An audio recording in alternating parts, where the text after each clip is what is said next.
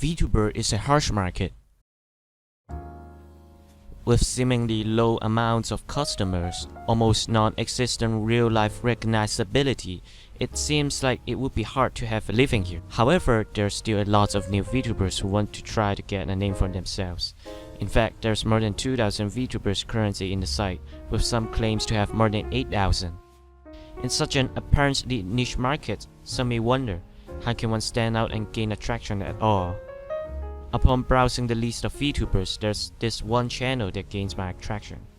Not with her voice, not with her personality, but how she was able to stand up in this market and make a name for herself with her ingenious manipulation and her intelligence at using promotional strategies. Her name is Kiryu Coco. Kiryu Coco is a Japanese Vtuber from the virtual idol group Hololive. She started her Twitter at Christmas of 2019 and started her first stream on 28th of December. Coco has since climbed up the subscriber counter at an extreme pace. She reached 100,000 subs in less than a month and now has over 300,000 subs. Now let's discover what this magical dragon did that makes her one of the most prominent Vtubers in the scene.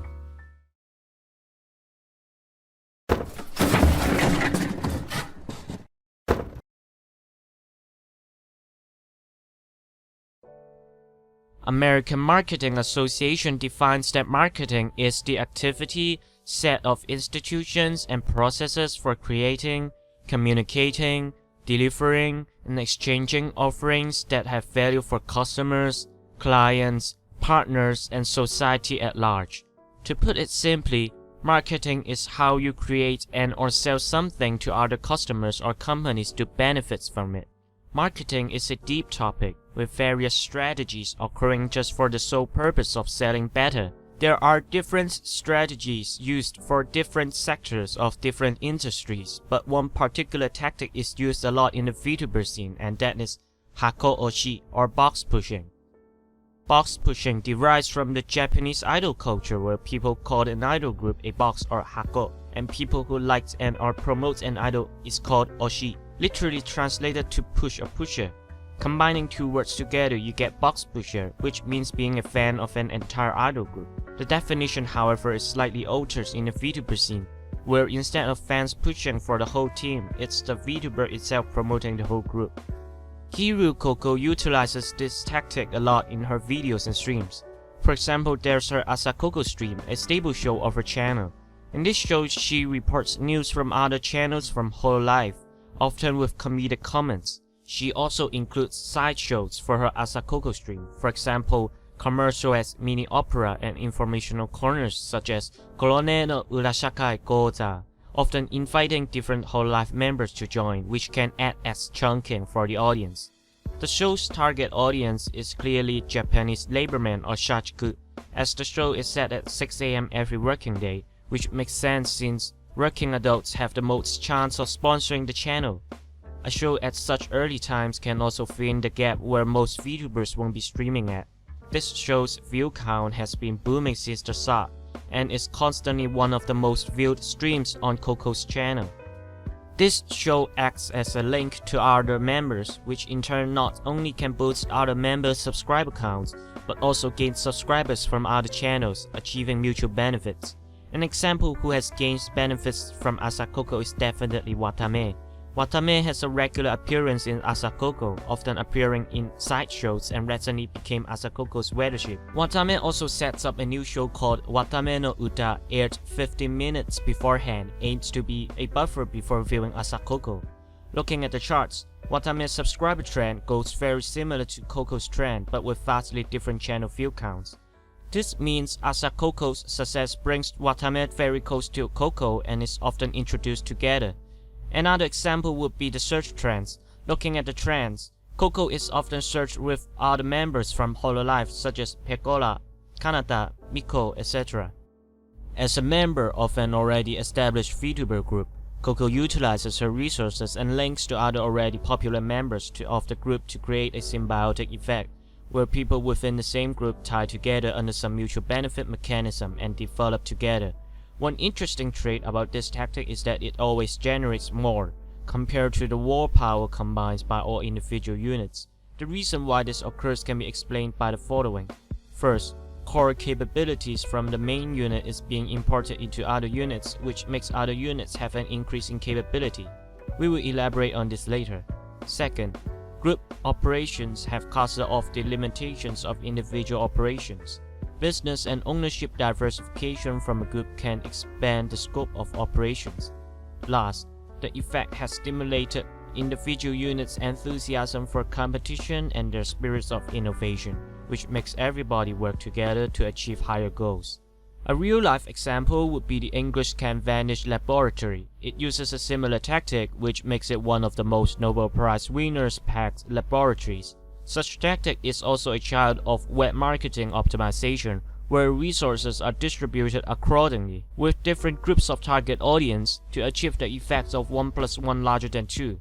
Resources can also be distributed dynamically, which in turn under the same estimated cost can achieve lower overall cost for every unit in the network. Virtual economist Jiri have a more in-depth explanation about the whole box pushing tactics, so make sure to check him out if you know Japanese.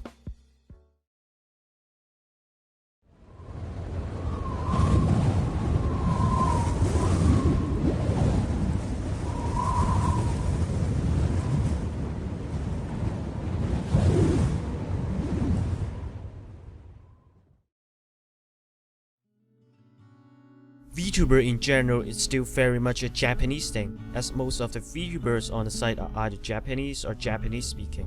Most Vtubers' target audience are always Japanese adults because, as mentioned before, working adults have the most chance of sponsoring the channel. However, there's only so much Japanese who watch Vtubers, which brings out a big problem, and that is market saturation. Market saturation is a situation in which the product has become diffused within a market. The actual level of saturation can depend on consumer purchasing power, as well as competition, prices, and technology. In other words, the market is being too small or too niche for any participants in this market. In this case, the market has become too saturated because of the massive influx of competitors, and the customers are just too few and far between. Sure, there are some audiences outside of Japan, for example China, Taiwan, Hong Kong, etc. But it is still not enough to fulfill the massive amounts of Vtubers currently in the market. Not to mention China has its own market, which is Bilibili. Some Vtubers have chosen to attract overseas audiences in the way of collaborations. An example would be Kizuna Ai and Joey the Anime Man's collab back in mid-2018.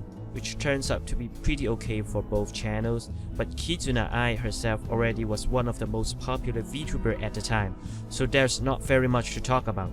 Some VTubers with a tough background have chosen to just straight up buy annoying advertisements, which I'm not gonna mention any names here. The third option is to attract overseas viewership by yourself. Well, not yourself only. There's an interesting phenomenon in the streaming industry, where people will edit highlights of a stream. It's the same for the VTuber industry or the whole Japanese streaming industry in general, where fans will edit highlights or montages of their favorite VTubers moments. There's also the same thing for Hololive, and Coco is taking advantage of this. This is also why the stable show Asa Coco is in such a comedic fashion. It is to attract fans to edit highlight clips of a show, then it will be shared around the world, and people from overseas will be attracted to a channel because of a reputation from those highlight clips. This probably is also the best way to gain audience, since attractions from bad reputation is always bad popularity, at least in most cases, and collaborations have the problem of high fluctuation of audience, which is caused by the audience brought from the other collabing channel not being actually interested in your content. Another way Coco builds her reputation is through exaggeration. Have you noticed why Coco always talks in such a high-tone voice?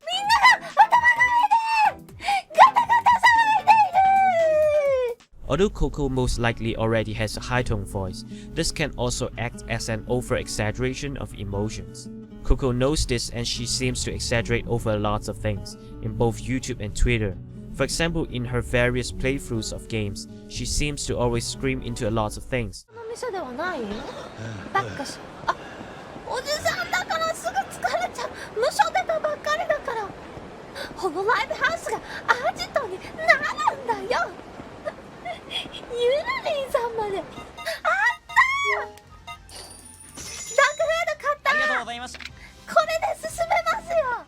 This is how she partially built her clout on.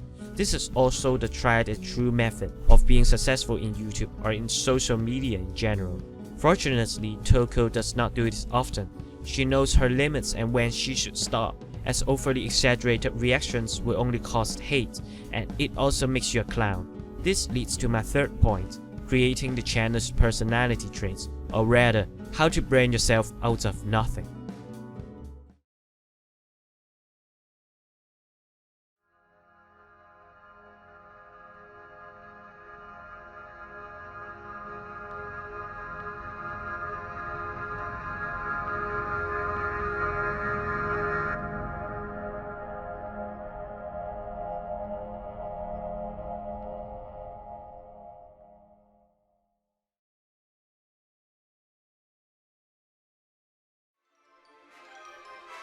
Vtubers are entertainers. In fact, all YouTubers are entertainers. How the YouTube industry works is, you as the creator publish something to the platform, while viewers watch your videos or streams. When you gain profits via direct donations or ad revenue, it seems easy on paper, but it's much harder to achieve something on YouTube. In fact, a lot of YouTubers go a long time unnoticed by the public. It's the same for the Vtuber scene. After all, Vtubers are virtual YouTubers. They are contained in the platform that is YouTube. They will eventually face the same problem of not getting enough attraction to keep operating the channel. So how do successful YouTubers get through? The partial answer is branding. Rebrand yourself into something that can attract viewers. Rory Sutherland on the TED Talk said that quite an accomplishment.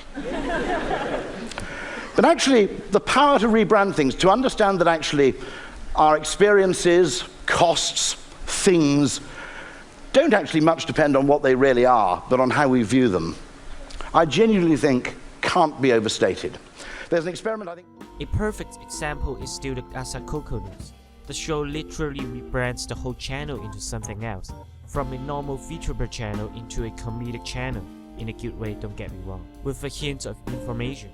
This makes the normal audience much more attracted to the channel because VTubers are entertainers and the audience wants to be entertained.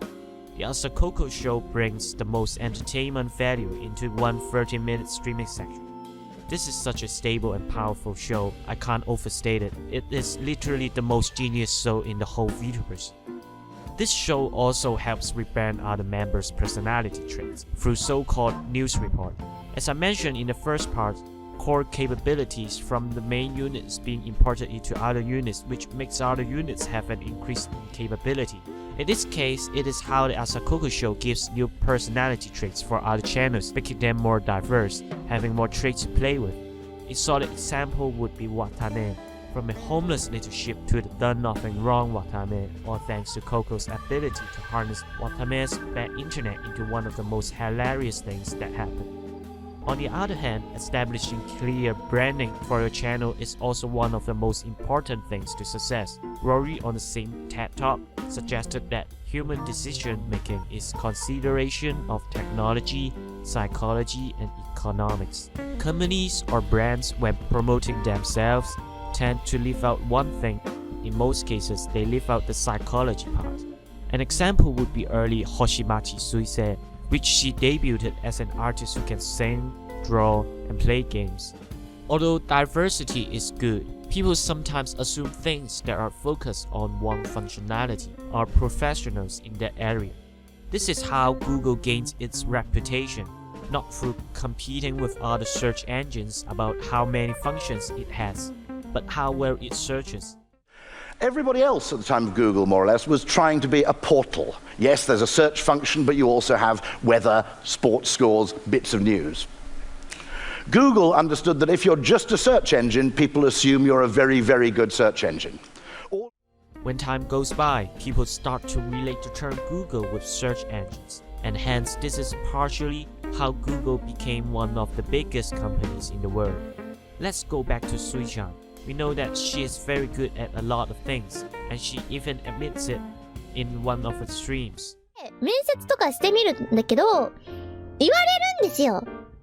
あなたはいろんなことができる。だけど、なんて言うんだ？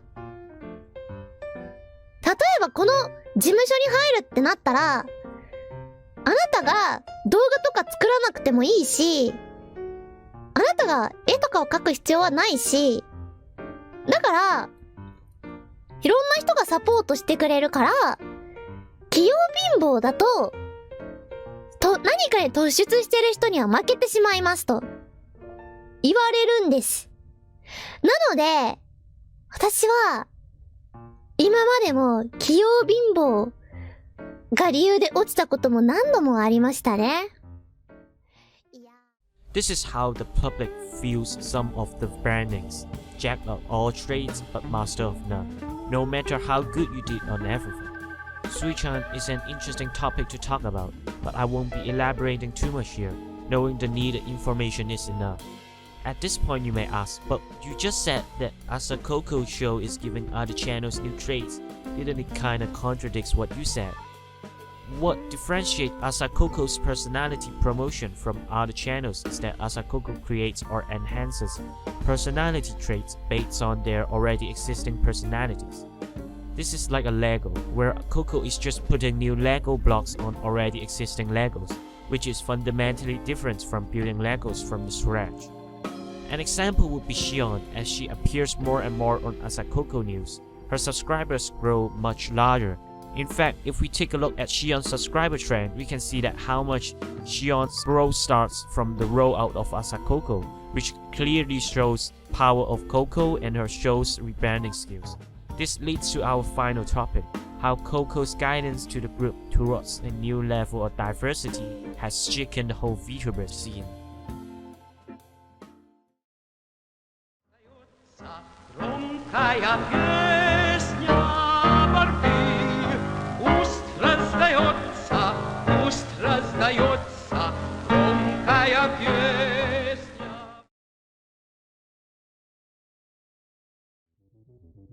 Things change. This is how the universe works. Our lives are constantly evolving around the word change, and so does the Vtuber scene.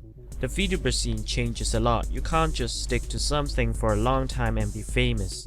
Vtubers always scramble to find the next trend, to find a hot topic, letting them climb up the ladder that is subscriber counts. Coco knows this deep in her mind, so she did something that probably only she can do, which is manipulating the diversity of the scene into a good way. Coco already shows how she was prepared for the scene at the start of her career. During the starting phase, Coco noticed that the Vtuber scene has always been suffering under demonetization, Hololive included. Coco then proposed an alternative monetization method called Streamlabs, where donations from fans can bypass the stupid YouTube monetization system. Although Streamlabs were not accepted by the higher-ups, this still shows Coco's ability to think outside the box. Before the upsurge of Ark, Minecraft was the most dominant topic between Vtubers. Minecraft is a diverse game with different mods and methods to play. In general, the playability is high. Vtubers love this game art because of its diversity. Vtuber can choose to play it casually or play it hardcore, depending on the channel's trait. Minecraft has been the game for Vtubers to play for a long time alongside with horror games. When Coco joins Hololive, Minecraft is still one of the most predominant games of the scene. Although some Vtubers are already trying other games such as PUBG and Apex, both of them are kinda hit or miss, and Minecraft is still the game to go. However, there's already a start to losing audience because of the repetitiveness of Minecraft. Coco knows this, so she recommended a similar game that through her effort turns out to be the next big hit. Ark is a similar game to Minecraft. Players can build stuff in it. It has a level progression system. You can also ride dragons, and it's not a glorified pixelated game. All of this seems very basic, and to a degree it actually is. Ark and Minecraft both had entered a stage where there's no one playing them because they reached the point of boringness. However, both of those games saw a resurgence caused by celebrities playing it. In Minecraft's case, it's mostly PewDiePie, and in Ark's case, it's the Vtubers. This is where Coco shows her ingenuity, where she utilizes the resources she has, which is Hololive, and how she has shaken up the Vtuber scene, from playing Minecraft to playing Ark. She first starts promoting ARC at her Asakoko stream, where she expresses how fun it is and how she wants to play it. Then she starts inviting Hololive members to join in her ARC playthrough while negotiating with the higher-ups of Hololive. This eventually leads up to the real deal, the cave raiding stream. It was a huge success, and this stream changed the whole VTuber scene from playing Minecraft to playing ARC. This not only shows how the VTuber scene are desperately trying to find a new game to attract new audience, it shows more about Coco's high level of planning ability and appealingness.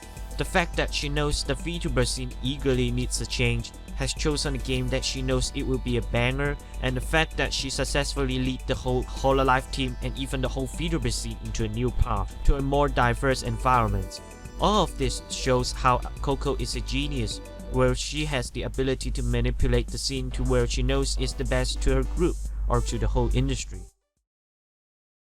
Coco shows all of her strength in the first 4 months, where she brings in diversity and new strategies that we've never seen. Coco now has over 300,000 subscribers, and I wouldn't be surprised if she surpasses 400,000 in no time. Hell, with this speed, she can surpass Fubuki. Who knows? It is my pleasure to have seen one of the most genius marketing talents in the VTuber scene. The VTuber scene has been in a stalemate for so long, with unexciting news and occasionally bad PR news from some big VTuber corp. Coco's arrival definitely shakens up the whole scene, and in my opinion, she has now become a staple in the whole industry. Coco is such an interesting topic to talk about. I feel like I've definitely omitted a lot of details and important events. I'm curious to see what more tricks she got up her sleeve. But maybe it's just me speculating too much, and she's just a magical dragon after all.